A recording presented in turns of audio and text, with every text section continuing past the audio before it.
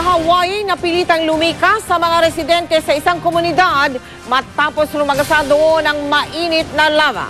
Umabot na sa mga kabahayan at kalsada ang lava na yan na nagmula sa Kilauea Volcano. Ayon sa ilang residente, hindi ito ang unang beses na umagos ang maitim at umaapoy pang lava. Pero sa pagkakataong ito, tila wala na raw silang mababalikan. Tuluyan na raw kasing nasira at natabunan ang kanilang mga tahanan. Pinatigil muna ang paggawa yung tinatawag na construction sa isang bahagi ng Clark Industrial Park sa lalawigan ng Pampanga at yan ay matapos magka-aksidente roon nitong Biyernes kung saan 4 na trabahador ang namatay. Ang Department of Labor and Employment ay manasilip na pagkakamali sa sistema ng paggawa roon na posible raw naging sanhi ng aksidente. Nakatutok si June Veneracion. Sa video nakuha ng GMA News, isa-isang binubuhat ang mga construction worker na nadaganan ng gumuhong pader sa loob ng Clark Industrial Park noong Biyernes ng hapon. Kinailangan pang butasin ang ilang bahagi ng pader para makuha ang mga biktima sa ilalim.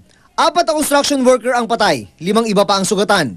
Sa isang statement, sinabi ng Trust Construction Company na siyang gumagawa ng proyekto, ipo-ipo raw ang dahilan ng pagbagsak ng pader.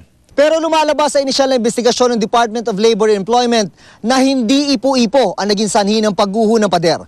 May nakitang ilang pagkakamali ang mga investigador ng DOLE sa sistema ng paggawa, kaya marahil nangyari ang aksidente.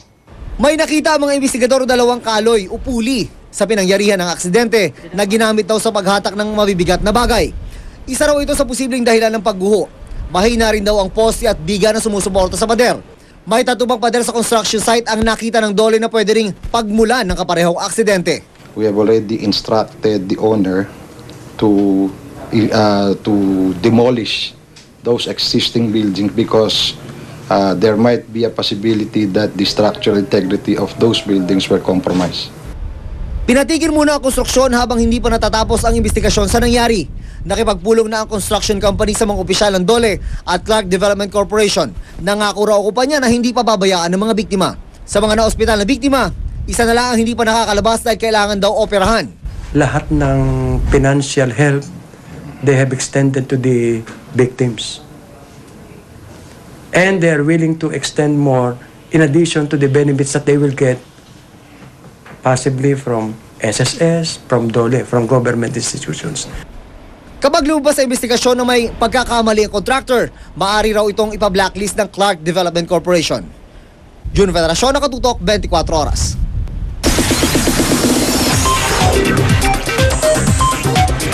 Chika Minute! Bago pa man ipalabas sa big screen ang My Contrabida Girl, pinagkakaguluhan na ang cast nito sa kanilang mall shows. Ang bida na si Rian Ramos nagkwento tungkol sa kissing scene nila ni Aljur Abrenica, ang chikatid ni Kata Tibayan. Di magkamayo ang fans ni Rian Ramos na lumabas siya sa stage at nagpasikat sa pag-rap sa mall show ng My Contrabida Girl sa Taytay Rizal nitong Sabado. Nangharana naman si Kevin Santos, habang si Enzo Pineda pumilit pang kunwaring eksenang kissing scene kasama ang tagahanga. Sina Bella Padilla at Charis Solomon hinatak ang mga Aljur Abrenica lookalike fans para makipaglaro ng newspaper dance. Habang si Seth Cadayona nakipaghatawan naman sa dance floor. Kahapon, ang mga taga-Novaliches ang binisita ng cast members kasama si Jake Vargas. Dapat daw abangan ang romantic comedy movie kasi mismo raw si Rian hindi daw napigilang matawa sa butt exposure scene ng mga boys. Karapat-dapat naman talaga silang artista kasi mga good-looking. Tumatak rin kay Rian ang kissing scene nila ni Aljur.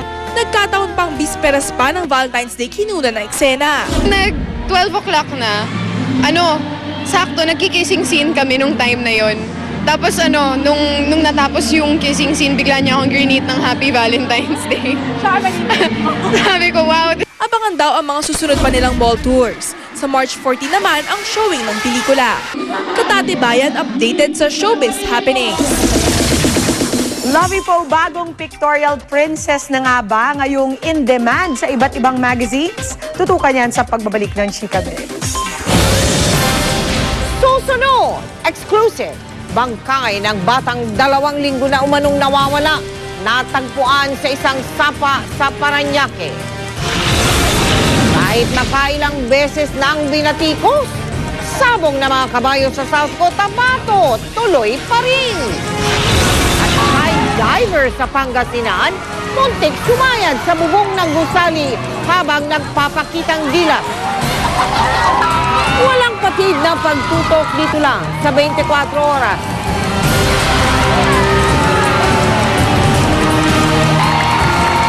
Showdown